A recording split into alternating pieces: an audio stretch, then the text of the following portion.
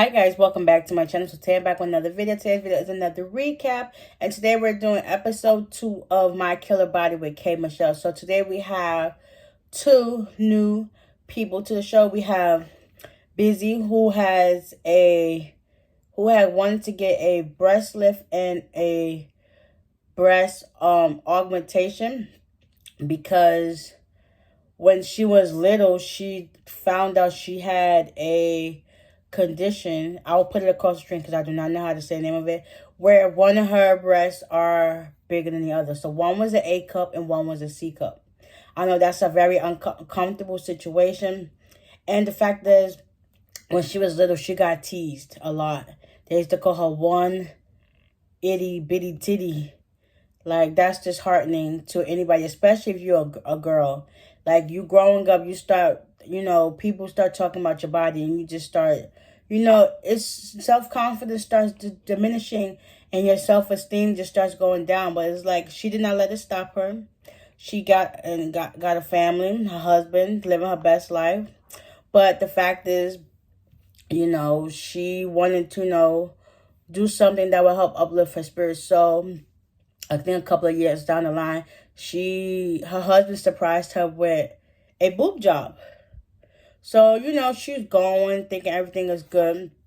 So she gets the procedure done. Within, I think it was like within an hour or so, they was done with her. And she was like out on the street in a car where she's supposed to be inside a hospital bed, relaxing and waking up on her own from the anesthesia of the procedure. After that, her boobs were discolored, pus coming out. It's just like the horrible. I felt so bad for her. It was just like disheartening to watch.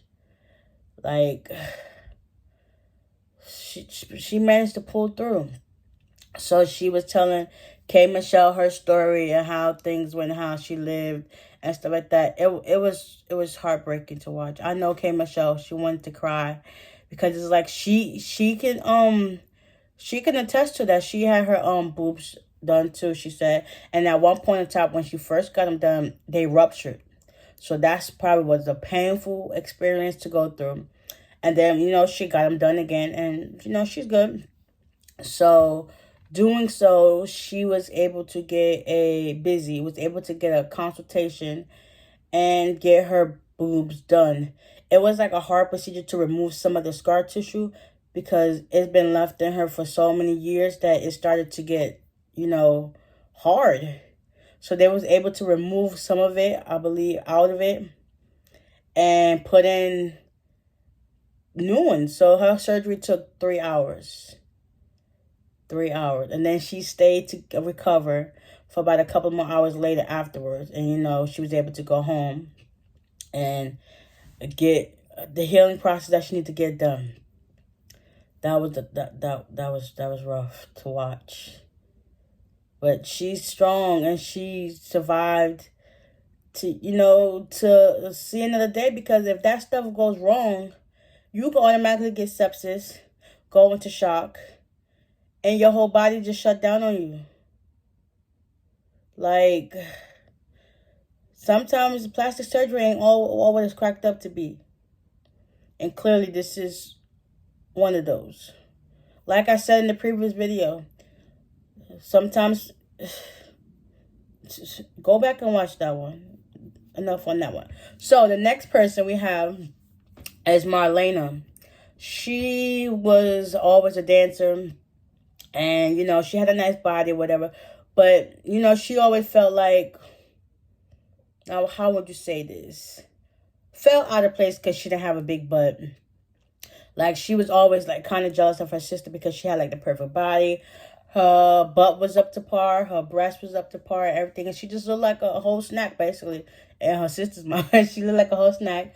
So, after doing so, a couple of years down the line, she got into dancing more, so she wanted to get her body done. So she ended up getting some butt injections, and it was good up until a couple of years later. They start to go downhill.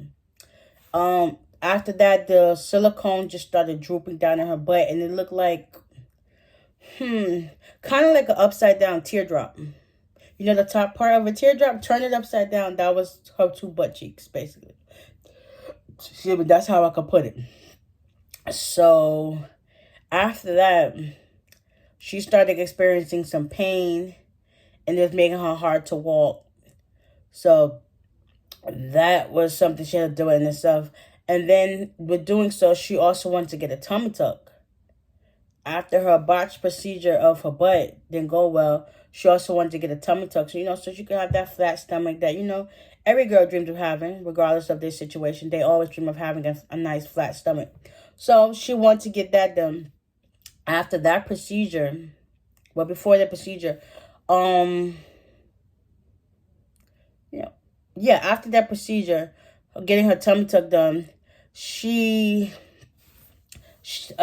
think it was a couple of days after the procedure, her stomach started turning black, and she started having all this pain and this pus and stuff. Her skin was peeling. It was just a lot. So also during out that time, she gets a knock on the door, and it was the feds. They come to tell her that where she got her butt and tummy tuck done at, they were under investigation, that everything was being seized and they was going to jail.